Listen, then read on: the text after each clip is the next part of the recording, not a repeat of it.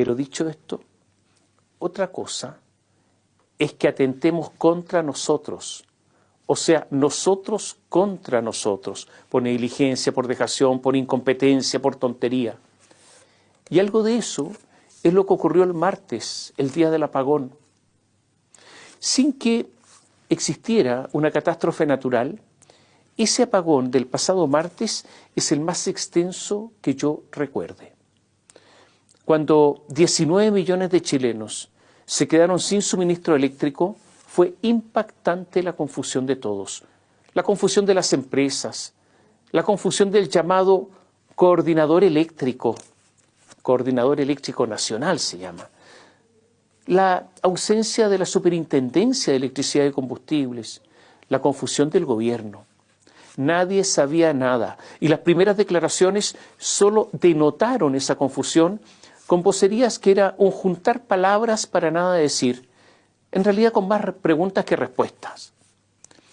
El corte eléctrico fue el día martes 25 a las 15 horas con 16 minutos. Gabriel Boric delegó el manejo de la situación en Carolina Toá. Ella a las 15 con 47 minutos citó un COGRIT, se llama Comité para la Gestión de Riesgo de Desastres. El Coordinador Eléctrico Nacional a las 16 horas emitió un comunicado mínimo y dijo que el corte se produjo en el norte chico y que, comillas, se activó el plan de recuperación del servicio para reponer los consumos en el menor tiempo posible. ¿Le dice algo eso?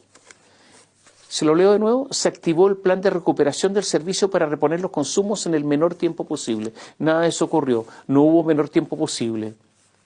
A esa hora se sabía poco, muy poco, incluso por el coordinador. A las 16 con 30 minutos, Carolina Toá da un punto de prensa con la ministra de Salud, Jimena Aguilera. Palabras de Carolina Toá: hago un llamado a la calma, es una falla del sistema, no estamos siendo objeto de un ataque, dijo. Porque circulaba el rumor que hasta un ataque podría haber sido. En ese punto de prensa no se indicó, porque fue absolutamente vago y general, no se indicó dónde fue exactamente la falla, no se indicó alguna idea acerca de las causas de por qué estaban afectados 19 millones de personas, ni menos se indicó una hora estimada de reposición del servicio. A esa hora todavía había confusión. 17 horas con 20 minutos, Gabriel Boric, endosando una chaqueta de trabajo, inició un sobrevuelo en helicóptero.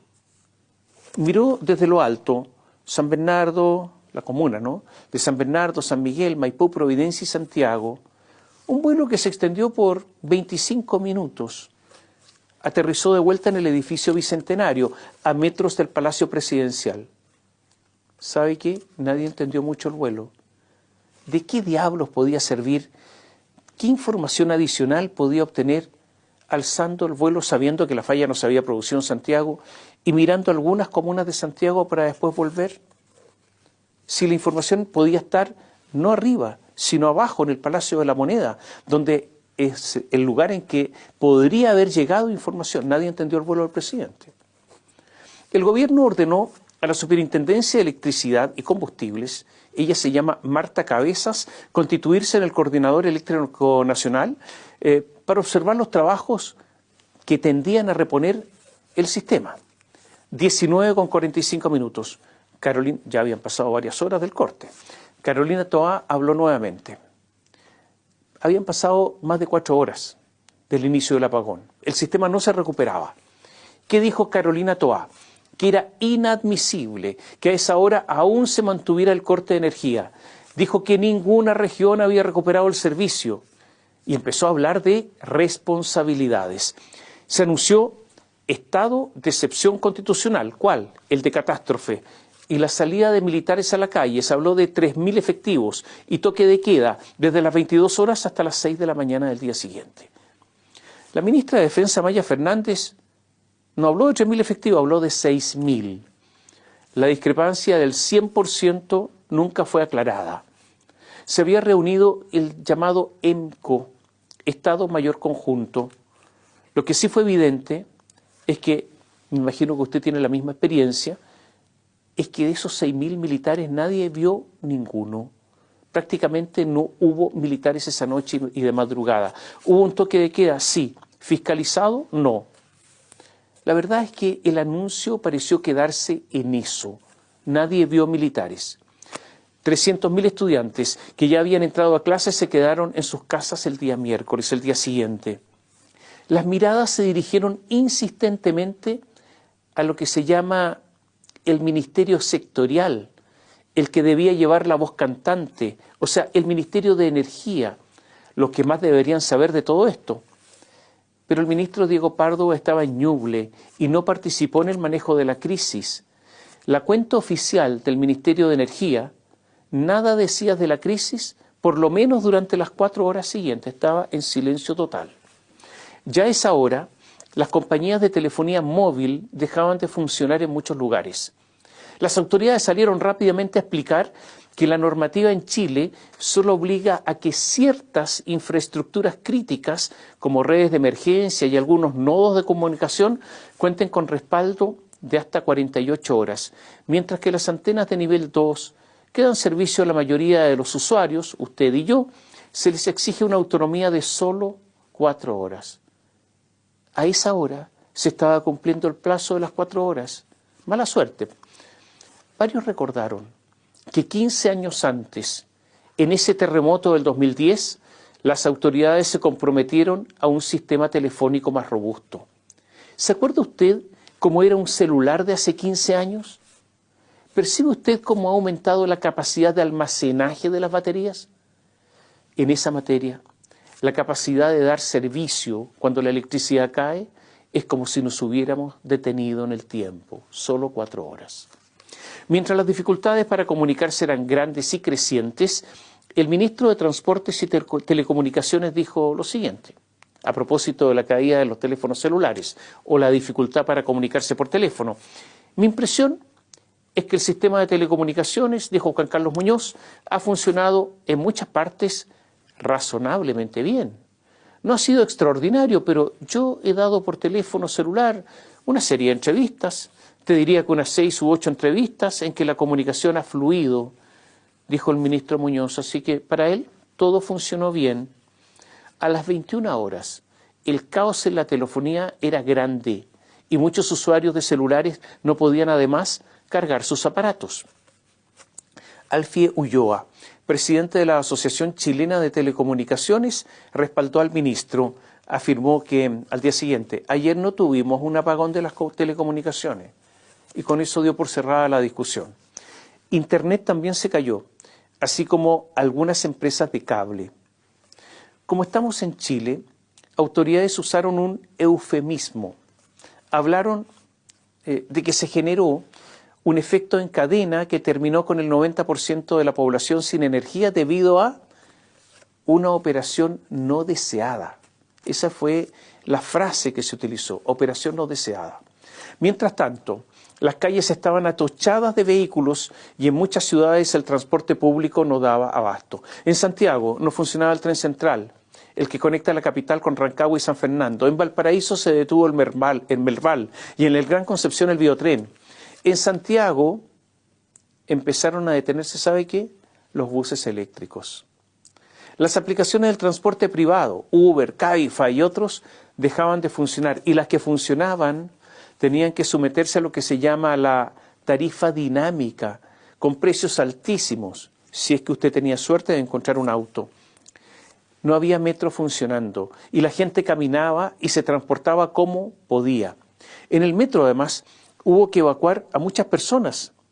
El apagón, se lo reitero, comenzó a las 15:16.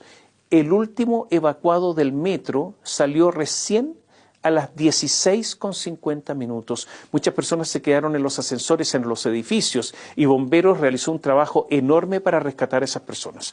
A propósito de buses eléctricos, en Santiago hay 2.500. Y se lo decía, se fueron deteniendo poco a poco. Y todo esto ocurría en ciudades en que obviamente no funcionaban los semáforos. Los atochamientos eran gigantescos. ¿Por qué explico todo esto? O cuento todo esto, para mostrar que tuvimos momentos complejos, con mucha falta de información certera, pero al mismo tiempo la autoridad lo que hacía era intentar, en forma infructuosa, levantar la red. Porque una cosa es la falla, lo que originó el problema, y otra cosa es que no se pudo levantar después, reparar el sistema rápidamente, poner arriba el sistema. Juan Carlos Olmedo es el presidente del Coordinador Eléctrico Nacional, el CEN, y dijo que la protección de una línea se activó sin que hubiese razón para que operara, o sea, sin una falla que originara esta desconexión, y al desconectarse la línea se produjo un efecto cascada que botó a casi todo Chile. Y esto ocurrió en la línea de transmisión Nueva Maitencillo, Nueva Pan de Azúcar, 2 por 259 kilovolts, ubicada entre Vallenar y Coquimbo. Son dos líneas que se abrieron al mismo tiempo y eso no debiera ocurrir jamás.